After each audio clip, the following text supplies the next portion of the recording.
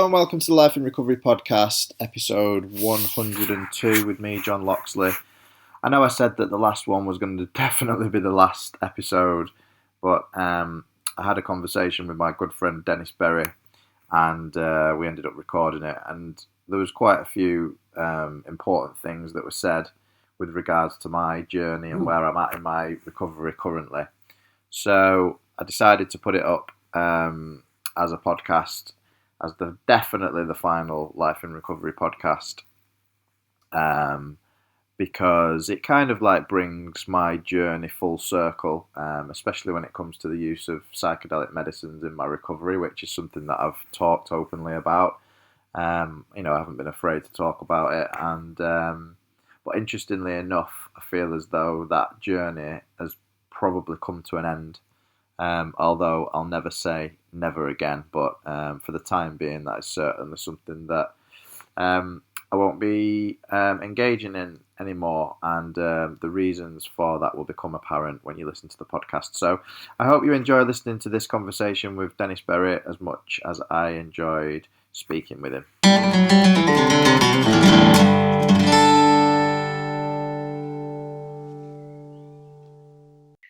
I think the last time I spoke to you, I've been trying to simplify and go back to basics a little bit more. Like, I think one of the things that I definitely kind of recognized over the pandemic was just how much stuff I do and how much I need to dial it back a bit and try and relax. I mean, because really, when I kind of looked at it in the cold light of day, I've got a full-time job, and then on top of that, I was doing the podcast, I was writing books, I was making music, and I was just very, very rarely actually relaxing.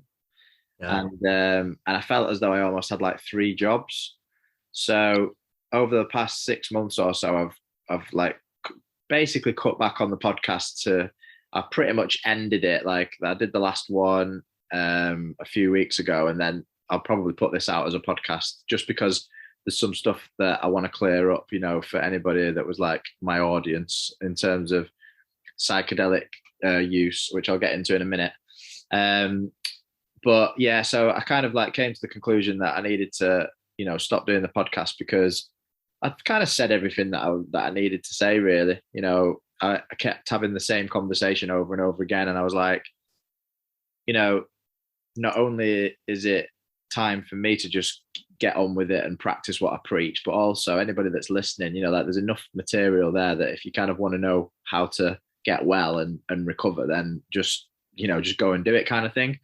So I did that, ended that, and then same with the music. Like, I've been putting a lot of effort into like learning how to make music, like digital dance music, and that's been loads of fun. But at the same time, it's not really going anywhere. It's not going to be like a career or anything. So I've just been trying to concentrate on work, my 9-to-5 job, and then in the evenings, recovery and relaxing and spending time with my family and stuff. And also just, I think another huge thing that we've talked about a lot is just about self-acceptance, and not like chasing something that isn't a reality. And what I mean by that is, as an example, I'm never going to be, a kind of like a fitness freak, a triathlete or anything like that, because that's just not me. That's just not who I am. I've got a weights bench in my garage. I go for a run every now and then, and that's it. Like, there doesn't need to be any more than that. Like, I'm trying to not obsess over things, and just it's a good goal. Yeah, and just be comfortable with, with who I am, really, and where I'm at. And that kind of leads me on to last Sunday, just gone. I went out with my friend Luke, who was a person that I met when I did. Do you remember when I did the ayahuasca retreat many years ago? I told you about that. I did that in 2017. Yeah. And then the year after, me and Luke went into the woods and took some magic mushrooms and basically did like a journey together. And that was really cool. It was very, very profound. And then on Sunday, we went out around here where I live, like into the kind of like the woodlands, and we did the same. We took some magic mushrooms and we just went for like a 6 hour ramble basically. And the interesting thing that came out of it was almost immediately as the mushrooms started to take effect, I realized that I just didn't need to do that anymore. It was Right. like this realization came over me that I was like, the reason why I did it in the first place was because I wanted to understand if it could be helpful in any way, like in terms of dealing with your emotions and stuff. And also if it could be helpful in terms of like spiritual experiences, which in my opinion, it certainly can. But I've come to a place in my life now where I do process my emotions pretty well. And I talk to my partner about what's going on with me. I talk to my sponsor about what's going on. I go to meetings and I talk about it. So I just don't think that I need that anymore. I think it's in terms of like a medicine, because it's like Luke put it. He said, he uses it as a medicine, and I said, well, yeah, so do I. And I said, but you only take a medicine when you're sick. You don't if you're not sick, you don't need to take the medicine. And I'm not sick anymore. I'm not sick like in terms of my mental health, in terms of my emotional health. I'm not a sick person. So it's always there. Should I become sick in the future? It's there as a tool to be able to pick up and use anytime. But like at this moment, I've kind of reached the point where I'm like, I'm actually okay. I'm pretty good. And that was a great realization to have. So then I had like 5 hours of this journey, which was up and down really. There was sadness that I experienced when we were talking about some subjects, and there was laughter, and there was joy, and all the plethora of emotions. And I just kept saying to him, I said it's really cool that we do this. I said, but next time we'll just go for a walk and have a chat. Yeah, you know. that's great. So Yeah, yeah. I don't know. I don't know. I'm not. I don't have any real opinion towards it, good or bad. I think to say like, oh, that I won't ever do that or that's bad. Like our truth changes every day, and we don't know what that is. And it's like, right now, I don't see any need for that in my life, in my world of sobriety, recovery, whatever you want to call it, growth, right? My life. It's all it is my life. All of these experiences are all just part of my life, my experience. And maybe one day I will, but right now I just don't see the need for that. But I also like when I look back on my experiences with LSD or mushrooms, and there were a bunch. uh, my experiences were never to like broaden my horizons. They were to like get fucked up and check out for a little while. So I would have to like just rearrange my brain about, and really with everything we do, like, why am I doing this today? Whatever it is, whether it's mushrooms or reading a book, what's my purpose? And uh, if my intent is to check out, then it's probably not in my best interest. Yeah, well, I agree wholeheartedly with what you said. I mean, like when I first, well, I never used them in the past. The first time I ever used it was in sobriety. Um, so I didn't have any experiences to think back on, whereas a lot of people that have used them for recreational purposes have said to me, "Oh, I could never do it again because it would bring up all that stuff. It would remind me too much of basically getting off my head kind of thing." So I was lucky in that sense. But also, for me, it was never about checking out. It was always about, as I said earlier, like can they be medicines? Can they be used to help process emotions and help with mental health and stuff? And undoubtedly they do, and obviously there's all this work going on now in the States, isn't there, with maps around psilocybin and MDMA and dealing with depression and PTSD. And there's a lot of people that think it'll be the future of kind of mental health and emotional health medicine, which I can definitely see it helping. But yeah, I think it's like I said. I think you just if you don't if you're not ill, you don't need to take a medicine. Like if I don't have back pain, I don't need to take ibuprofen, do I? If I'm taking ibuprofen just for the sake of taking ibuprofen, then that's not a good thing. And the same with that. And I was actually really glad that I had the realization, because you know, obviously there's that thing in the back of my mind. I'm a sober person. Should I be doing this? You know, and actually for it to come, for almost the medicine itself to say to me, you know, which it felt almost like that, like you don't need this anymore. I was like, this is cool. Do you know what I mean? Like this is, you know, this is like nature's way of telling you that, you know, you just need to do your own thing now. Like you've experimented with this.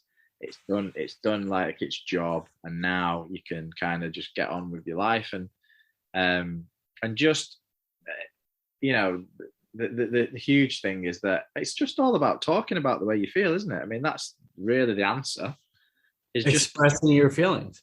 yeah, just be honest, you know, be honest with yourself. And I've gone back to I've got a new service commitment at one of my local AA meetings, and it's doing the tea, you know, the teas and the coffees. And what a fantastic service position to have, because it forces you to get there early. It forces you to talk to people. It forces you to be part of the you know, of that group, that community. And ever since I took on that service commitment a couple of months ago, I've been really like rejuvenated with recovery, because I feel like I've got a bit more purpose. There's a lot of newcomers that go to the meeting, so you know, I'm sponsoring another new guy now, and yeah, and it just I feel like I've almost had like a 5 or 6 year period of working really hard, chasing a lot of stuff that was very valuable and you know, and rewarding.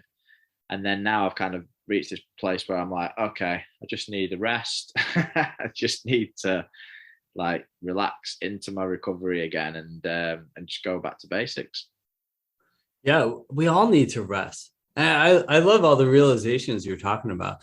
You know, recently I was doing a thing on health and wellness and mindfulness and meditation. I'm doing my video series on like the life mastery school stuff.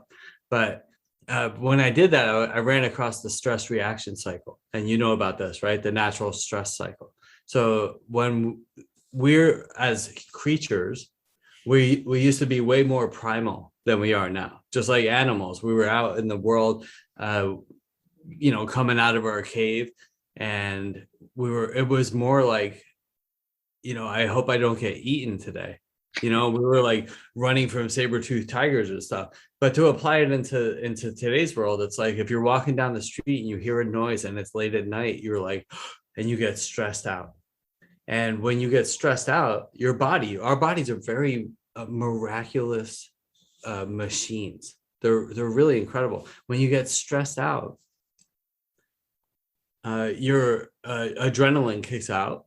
You know, your adrenal glands, which are sitting on top of your kidneys, they spit out adrenaline and cortisol, right? And that's our stress hormone. And so that helps protect us. It shoots out all these other chemicals that makes our heart rate go up, and it makes us excited. And it also takes some of the pain. So if we have to run away to protect our lives and we stub our toe, we keep running because we're not worried about our toe right now. We're worried about not getting killed. And so that stress all runs through our body, and it happens in a matter of seconds. And then, and this is the reason I bring this up, because after a little while, we return back to normal. You know, the cortisol levels drop, the stress hormone, the cortisol levels drop, the adrenaline drops, everything, our bodies return back to normal. Our breathing returns to normal, and we calm down. We don't calm down anymore. This is one of the reasons everybody's getting sick, is because we're in a constant state of stress.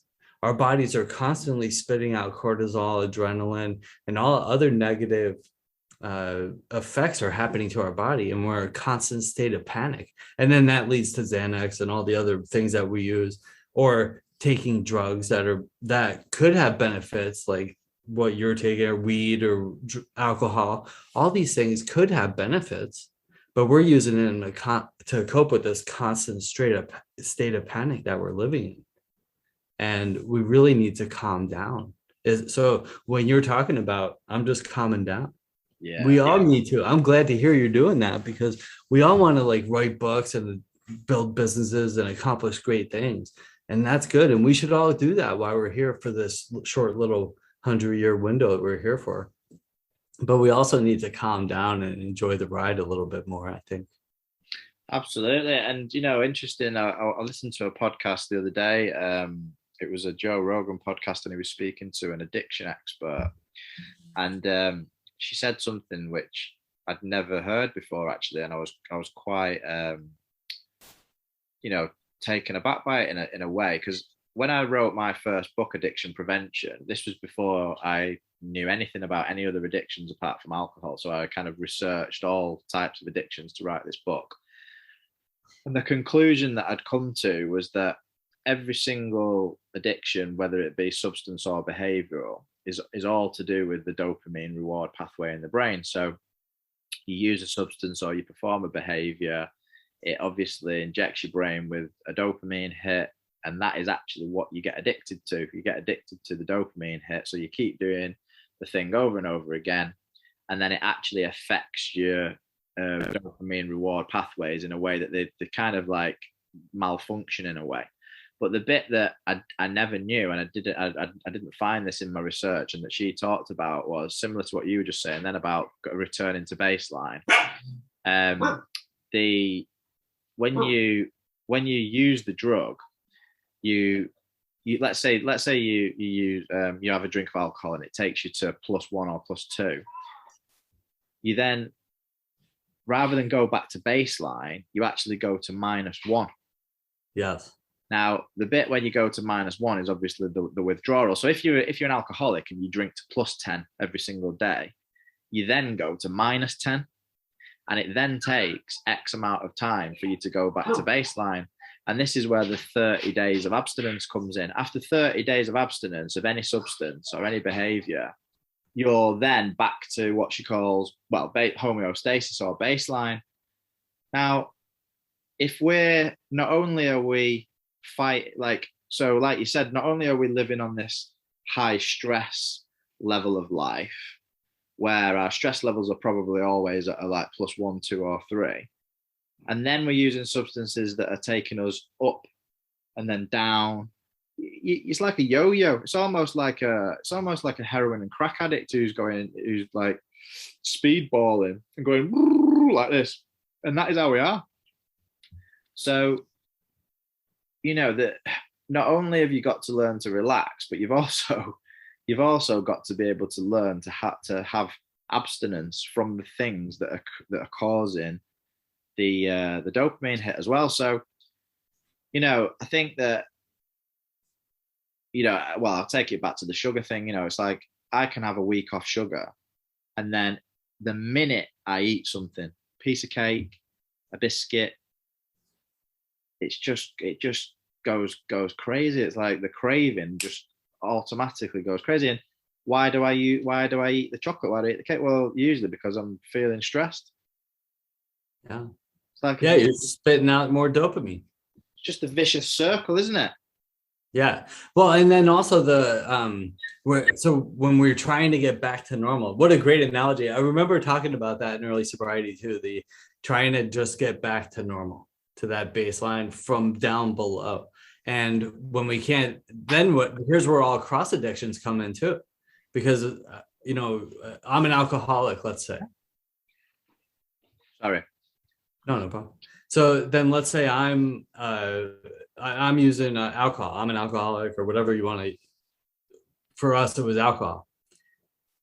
So we go up to 10 and we're back down below 10, and then we have to drink just to get back to normal. But that doesn't do it. So let's get an 8-ball, right? And then let's try to get back up some other way. And we keep searching for some other way to get back up there. And you're right, the highs and lows, the peaks and valleys, which we experience with drugs and alcohol, we can live in that in sobriety too.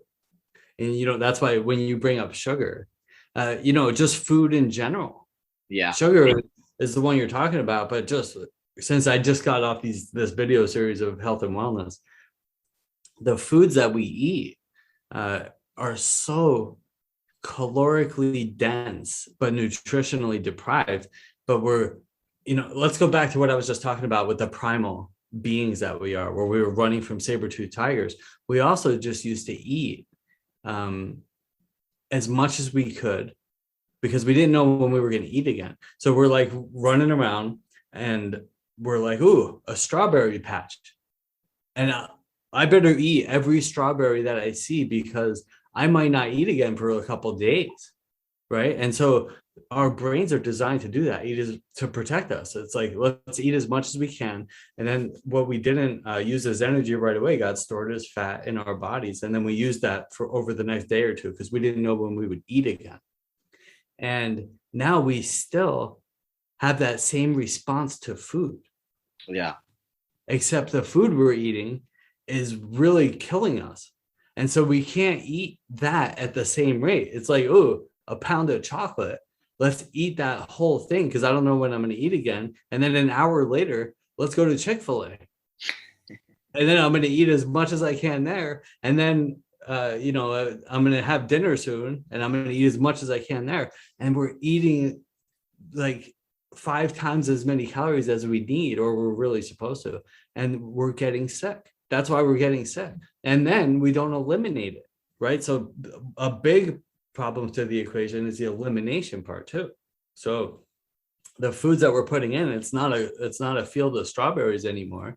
It's a bunch of chemical food that we've created, preservatives, processed stuff, and it goes in and it's not coming out, and it sits there for a little while, a day or two, and we have this stuff sitting in our organs, our intestines, our bowels, or wherever inside of us, and it sits there for a day or two, like these chemicals, and that's why we're getting sick. So we need to eliminate that stuff too, and eliminate those foods that we're eating. But again, so I kind of went on a tangent there, but a part of the reason we eat those types of foods and at that rate is because we're not calming down and coming back to center. A lot of what I've been talking about lately is like, old AA term, on the beam. Am I on the beam? Am I coming from a place of where I'm aligned with God's belief about who I should be, whatever God is, and I'm being honest and straightforward and coming from a place of center? Or am I off the beam where I'm judgmental, dishonest, scared, fearful, insecure, wherever? So every day, all of our lives and sobriety, or just life in general, is a whole series of techniques we're using to try to get back to center. Mm. So it's like, wake up in the morning, I'm off. I wake up and I'm like, oh, I have to go make money. I have to go to work. And she said this and he said that. And the president did this, and I'm off the beam. So all I need to do is just get back to center and then go start your day. And then on the way to work, somebody cut me off and now I'm off center again. What the fuck? Let's get back to center and approach the day that way. But if I never get back to center, if I never calm down and relax and breathe, I never get back to center, and that's the way my life goes. I'm always off the beam. And why am I in debt? Why is my relationship screwed up? Why is my health messed up? Just get back to center. And then, because if I'm not at center, I don't know where I stand. And if I don't know where I stand, it's really hard to take that first step. Yeah, definitely. Yeah, well, that's life coaching 101 right there, isn't it? Yeah, I just went on a tangent. Sorry about that. No, no, not at all. That's what we're talking about, isn't it? We're talking about how to live life, really. How to be. Well, I mean, I always talk about having peace of mind, and that's my barometer. If I've got peace of mind, then generally I'm usually quite happy. But that peace of mind can be taken away quite easily through all the things that you mentioned there. I mean, it all comes back to, it does come back to like how well you're looking after yourself, doesn't it? How well you're relieving that stress, whether it's just relaxing on an evening in front of the TV, or whether it's meditating, or whether it's doing some exercise. And I'm sure you'd agree that for me it's about doing a bit of everything, but then not doing too much of it as well. And I think that's where that, especially us addicts, that's where we find it so difficult, don't we? That to find the balance is like the golden elixir, isn't it? To be a balanced person. I mean, we talk about how to be balanced, but our natural inclination is to do anything that we enjoy full, 150%, and then to completely avoid the things that we don't like doing. I mean, that's the general like state of us, isn't it? And interestingly enough, when I did my, I was doing some written work around, trying to, well, it was out of my own book, actually, the life coaching book that I wrote. I was doing the exercises in that because obviously, like, I want to be able to coach other people on those exercises. So I was doing it for myself when I was writing the book. And it was an exercise around finding what your top, what's the word? Not, your values are, your top values. And it turned out that my number one value was creativity, which I wouldn't have said that automatically. If you'd have said what's your number one value, I wouldn't have said creativity. The next one was balance, and then the third one was contentment. And I just found that really interesting because I was like, okay, so basically, when I'm making decisions, and like how you always used to talk to me about you're avoiding the things that you don't want to do, or you get frustrated when you're having to do the things you don't want to do because it's taking you away from the things that you do want to do. Well, it put that into a lot more focus because I thought, well, my focus is I'm always wanting to do something creative. That is what I want to do. I want to do something creative all the time, but that isn't physically possible. So anything that I'm doing that's not creative causes me frustration. So I have to find a balance in order to be happy. And then obviously if you find balance, you become contented, don't you? Like, so it's very important for me, this balance thing, because if I don't have balance with it, it's like if I start writing a track, for example, whereas usually I used to write that music for like 3 or 4 hours in one go, and it'd be until I'm absolutely exhausted. I'm like, right, I'm done. Whereas now I do half an hour and I think to myself, right, I need to put that down now and have a rest. And that's a completely different way of me doing things. It's like when I go out into the garage and I do some weights, I'll go and do 20 minutes. I don't go out there for an hour. You know what I mean? And these are new things for me. This is balance, and even with the food, it's like I know that I'm never not going to eat those foods that we talked about. So it's about like, okay, when's an appropriate time to actually eat that food rather than after every single meal and in between meals. So that's kind of where I'm at really with the whole balance thing, and getting back to center, like you said, is it's something that you've got to be reminding yourself of regularly, I think.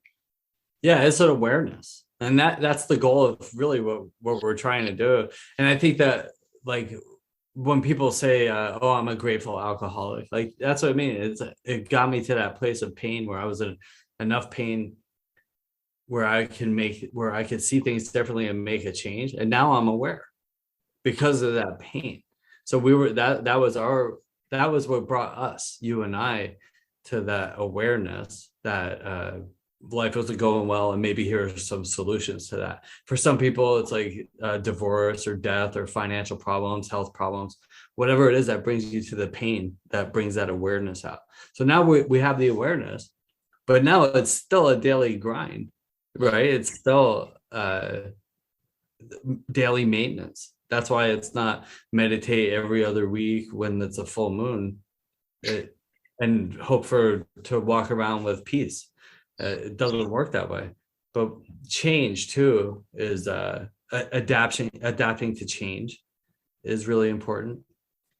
But sorry, just to interrupt you very quickly on the meditation thing, I just wanted to just say something very quick, because it's funny, because I used to meditate every day, right, religiously. Every morning and every evening I would meditate for 15 minutes, every twice a day, every day. And then I kind of fell out of the habit of it in the evenings, for basically because like the music became an obsession. I was doing music late at night and stuff, so I was going straight to bed. And then the long story short with this is I now meditate most days, usually once, sometimes twice. And actually, I'm okay with it. And I really wasn't okay with that idea 6 months ago. I was like, no, it has to be every single day. And again, in terms of balance and in terms of like not giving myself a hard time, this is very, very, very new for me. Do you know what I Yeah. mean? Oh, I totally know what you mean. And again, to go back to the primal thing, if you know, when we see Buddha, you know, all the images of Buddha we see, he was just sitting there meditating, and he's been sitting in that position for 2,500 years. And back then, there wasn't traffic and, you know, your retirement plans and all the stressors and stuff that we have today. And it was like, you know, am I going to eat today? I'm going to sit under this tree for 6 hours and think about that. Like that was what Buddha was doing. And that's the way the world was. But now you have to do the best you can. You know, it's a find a healthy way of living, do your own research. You have to be diligent about all this. And then you have to live in today's world, doing the best that you can. And if you're, you know, you're like, I meditate every morning and every night. I try to do that, but it's like you do the best you can and live in today's world. And let's go back to what I just said, though, with the awareness is that if I'm off center and I'm taking things personally, I'm sensitive to criticism, I'm acting emotionally instead of responding intelligently, then maybe I should sit down and meditate for a few minutes. There's no rule. You don't have to sit in the lotus position and wear robes and go to the Himalayas for 3 months to get centered. Go sit on the toilet for 3 minutes and pull up a YouTube video and listen to the beach sounds and get recentered, and then go back and finish your conversation with your coworker or your spouse, or, you know, get back on track for your day from a place of center, rather than continuing down that emotional train wreck path that continues to cause all the problems. Because then you end up having to go make an amends, and that sucks. Yeah. Right, because that's the worst thing nowadays. It's not I'm gonna get drunk and spend all my money, because I don't do that anymore, but I might say something stupid that I'm gonna have to apologize for, and I hate that shit. Yeah. It's good. It doesn't happen very often these days, but yeah, when it does, it stings. And then, you know what else, something I wanted to go back to what you talked about. I just thought about this because we kind of got sidetracked, but you're like, you know, it was interesting that you said, like, what are your values, or what is it I'm supposed to be doing? Why am I here? And it comes up that you're creative, and you were like, but I can't do that all the time. And maybe you can, but sometimes you can. You know, when I think that if you set your life up that way, you know, if a lot of the stress comes from that we haven't found our life purpose, or we're doing things that we're not supposed to be, or, you know, supposed to is a bad word, but we're not necessarily doing what it is that we were put here for. So if you're going to some corporate job in a big office somewhere and sitting in traffic to get there, you hate all the people you work with, and you're laying in bed in the morning with the covers over your head, scared to get out of bed, and you're taking pills to just get through the day, then maybe it's because you're not doing what you're supposed to be doing.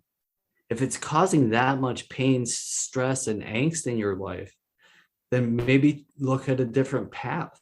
Not saying to quit your job and go out and, you know, start a farm or whatever it is that you think you're supposed to be doing, but take a look at it and re-examine, why are you putting yourself through that every day?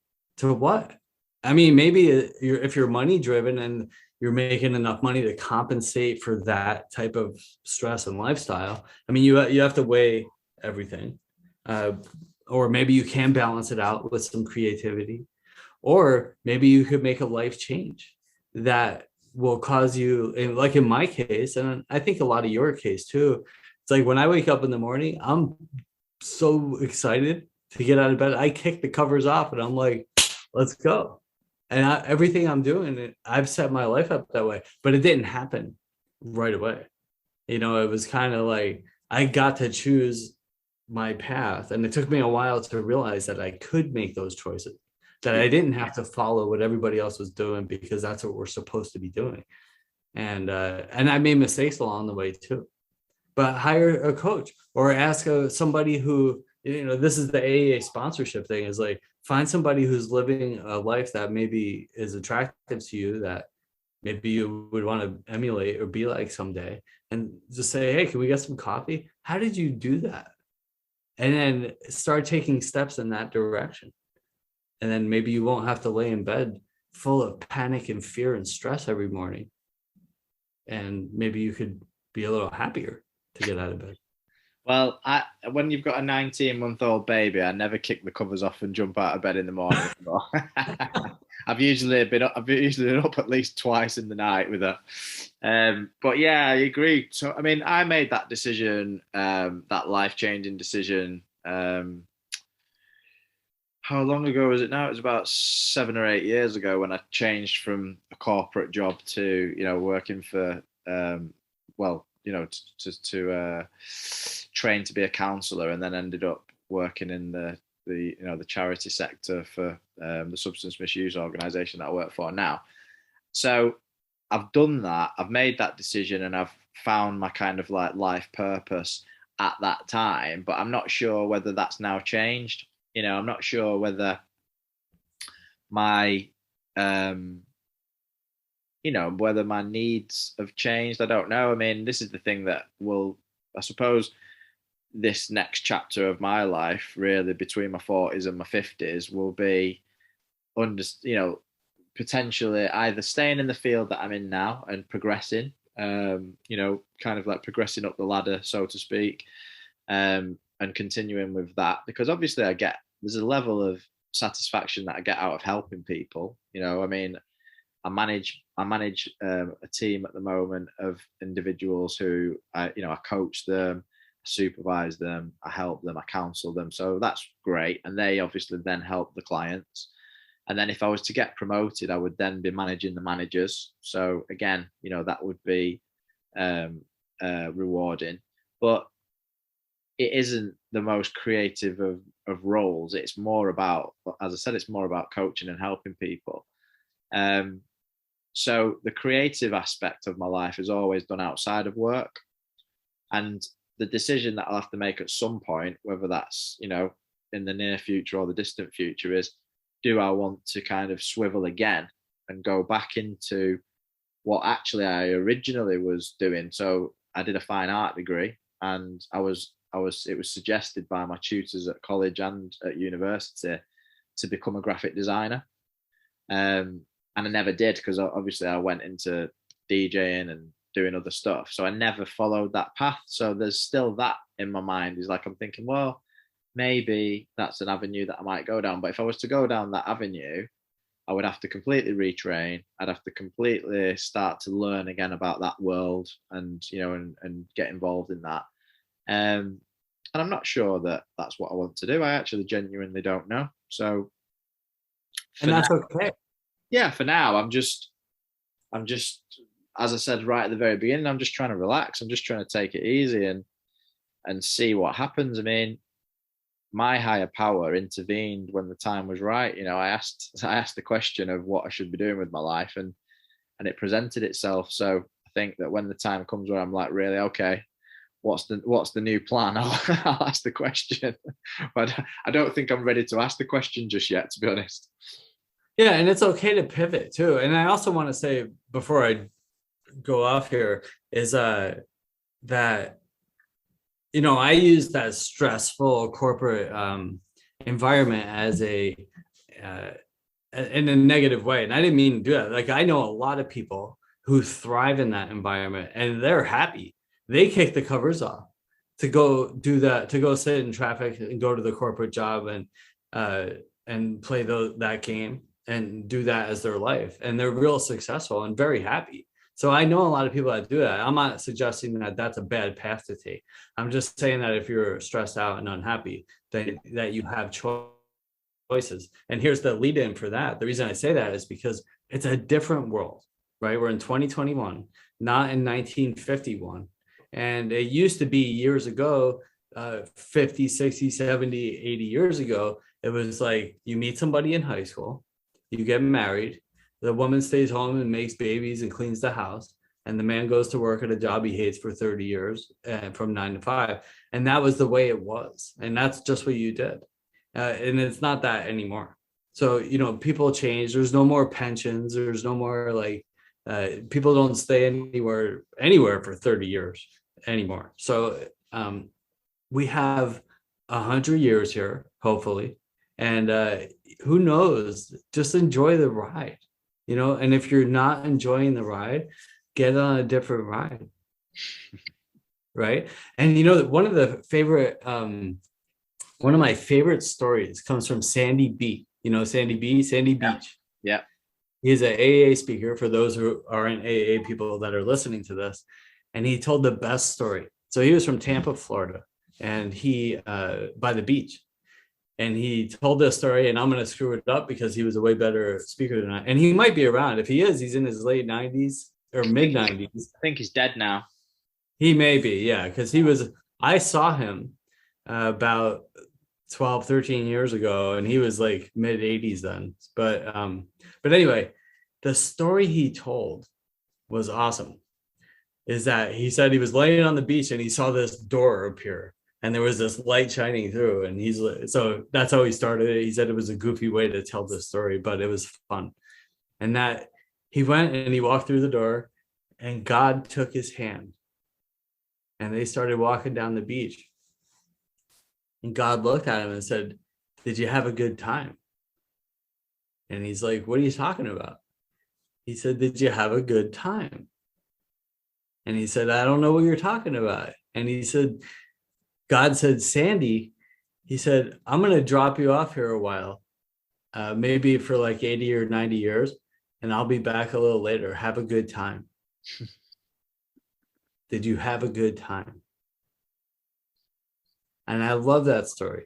You know, it's like, are you having a good time, or are you worried about what people think about you, or who the president is, or if you have enough money in the bank, or if you're 5 pounds overweight? Or are you having a good time? If you're not having a good time, make some changes so you can have a good time. Yeah. Pretty soon, you're going to be walking through that door, you know, and it might be 50, 60 years away, but that's going faster and faster, I'll tell you. And, but have a good time, you know. That's a lovely way to end it, mate. That's just a beautiful story, and yeah, I love that. I'm definitely gonna regurgitate that one. I'm just gonna say it's my story. Yeah, say it as your story. I'm joking. No, it's lovely. That's a really lovely story, that, mate. Yeah, and it's so true, isn't it? It's just so true. It's like you just forget. Like as you were saying it, I was thinking, Jesus, yeah, you just forget that, don't you? That just enjoy yourself. Stop worrying. That's all it is. There's another funny one. Who you what's his name? He's this guru, sad guru. You know, sad guru. Yeah. Yeah, he was doing his little thing where he sits there and everybody was asking him questions and about being stressed out and stuff. And he's like, he goes, "You see that computer screen over there with the pop-up on there?" And he goes, "That's all we are. We're just a pop-up. We pop up here on Earth and then we pop right out."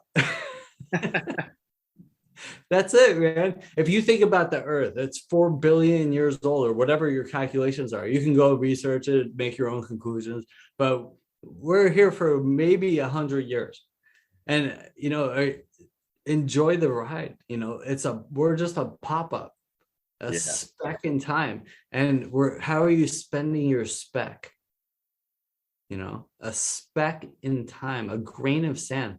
Pick up a grain of sand on the beach and blow it away.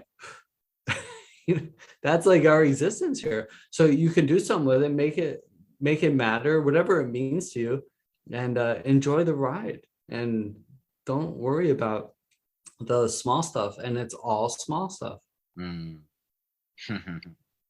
Cool. Lovely stuff, mate. Thank you. Yeah, thank you.